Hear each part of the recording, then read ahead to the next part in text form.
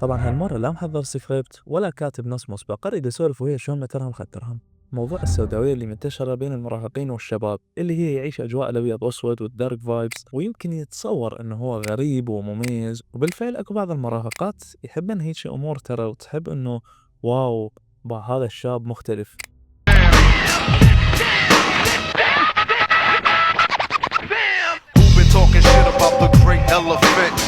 نجيها واحدة واحدة.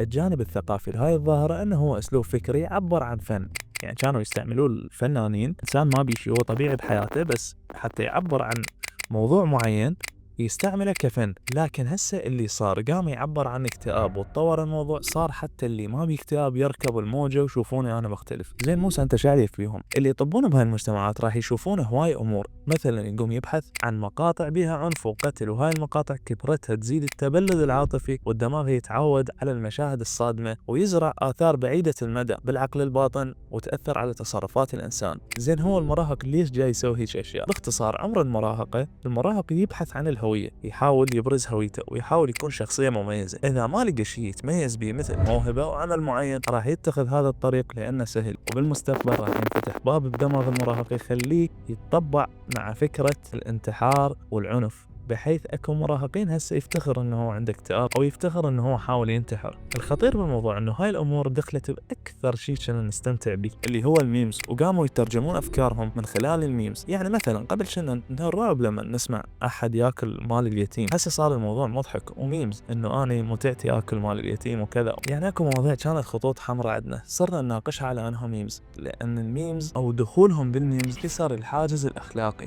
واخر نقطة انه هاي الامور مرات توقعكم مصيبة سواء أنت مسويها أو ما مسويها. يعني أبسط مثال بهالفترة هو أخ الطبيب المقتولة الله يرحمها بان زياد، نتفق على شغلة إنه هي مو منتحرة، إنه هي مقتولة، والأسباب هواي ما أريد أتطرق لهن، ولكن موضوعنا الأساسي وجود الرسومات المشبوهة بروفايل أخوها والجو السوداوي اللي هو راكبه ممكن يظلل للعدالة، واحتمال إن القاتل طرف ثالث استغل نقطة ضعف أخوها ونفذ جريمته، وممكن أخوها فعلا قاتل، وهم يرجع السبب إنه دماغه تطبع بهاي المشاهد وسوى جريمته البشعة. فنصيحتي للشباب القالك هواية حتى لو ما عندك داعم، اصنع شخصيتك واصنع ذاتك بعيدا عن هاي الامور، بعيدا عن هاي المجتمعات، لان صدقني حتى لو كنت انت ما متعمق بالموضوع زايد وما اخذه مثل ما نقول بس للونسة، ترى بعد كم سنة راح تضم نفسك مثل ما هسه احنا من نتذكر كنا معلقين صورة نور ومهند على الكنتور نضم نفسنا. تابعني واستفاد احسن لك من الجو السوداوي والدارك فايبز وهاي الامور.